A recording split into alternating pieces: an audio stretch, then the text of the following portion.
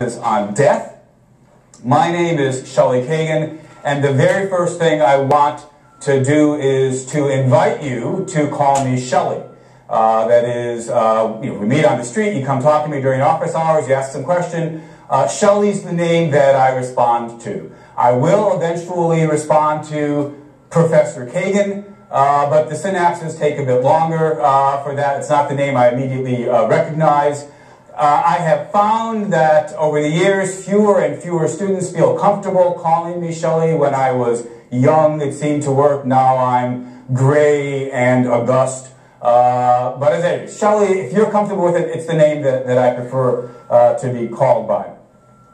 Now, as I say, this is a class on death, but it's a philosophy class. And what that means is that the set of topics that we're going to be talking about in this class are not identical to the topics that other classes on death might try to cover. So the first thing I want to do is say something about the things we won't be talking about that you might reasonably expect or hope that a class on death would talk about, so that if this is not the class you were looking for, you still have time to go check out some other class.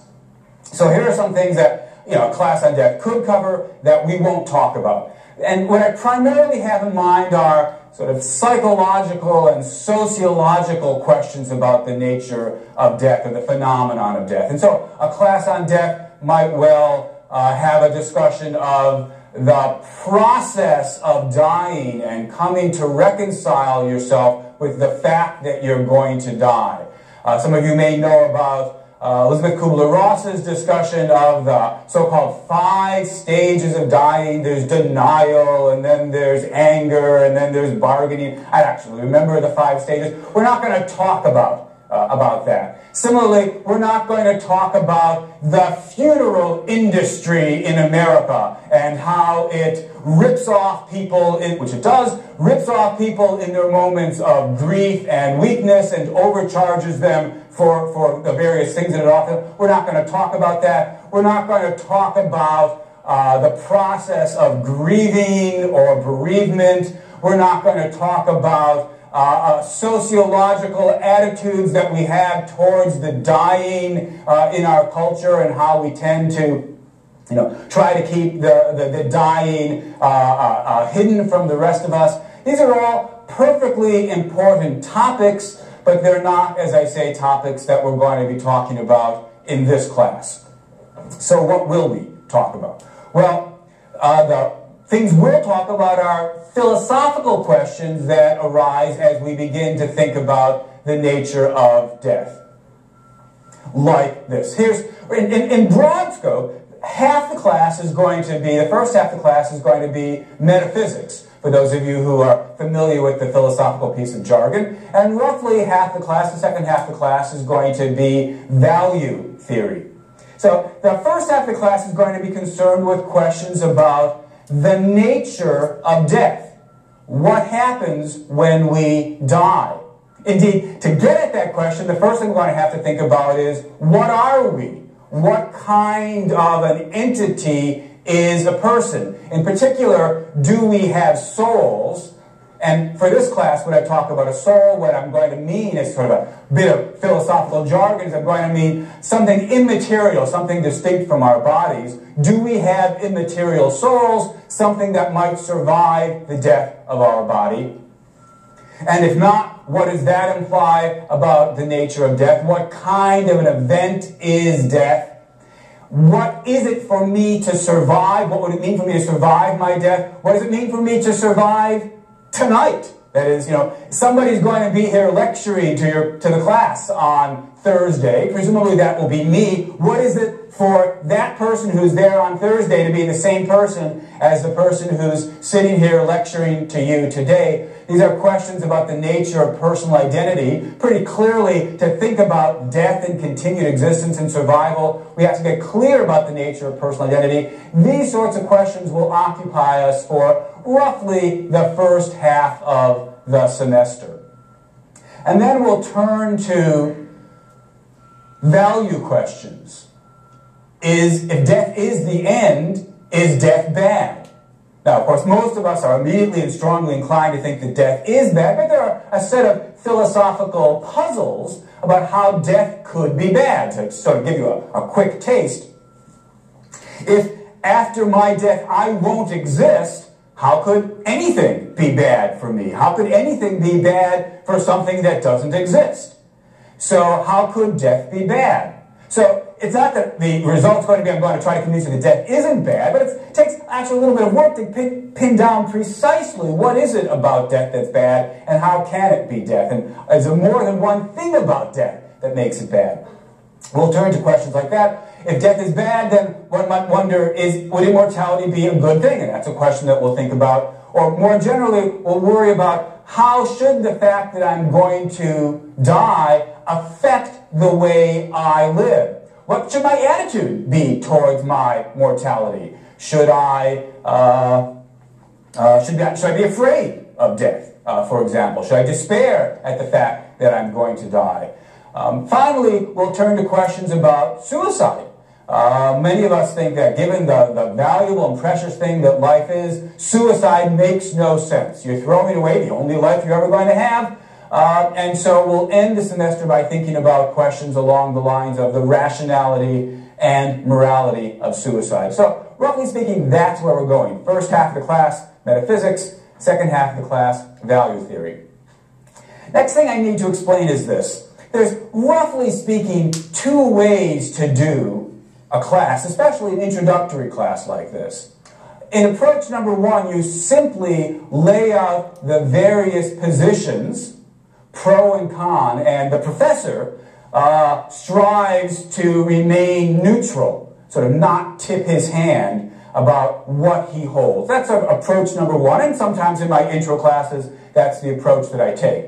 But the other approach, and the one that I should warn you I'm going to take this semester in this class, is rather different.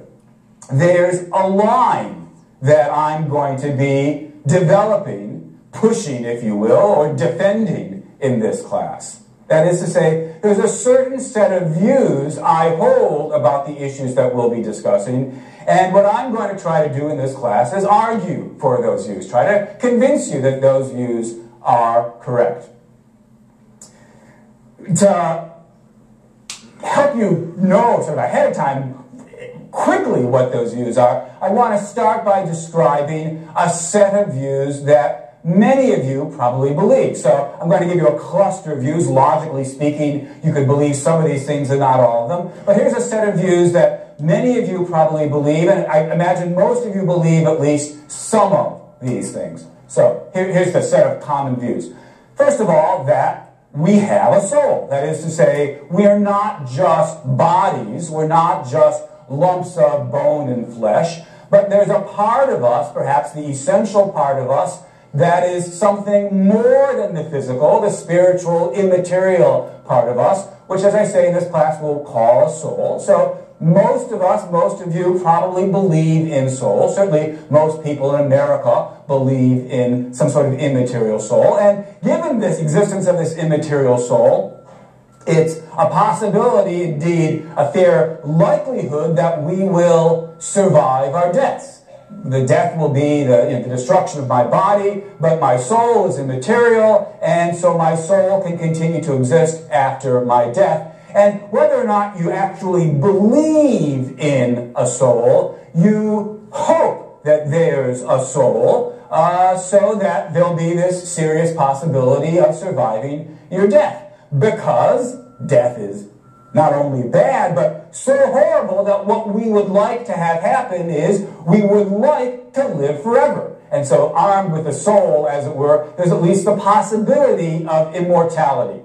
Immortality would be wonderful. That's what we hope is the case, whether or not we know that it's the case.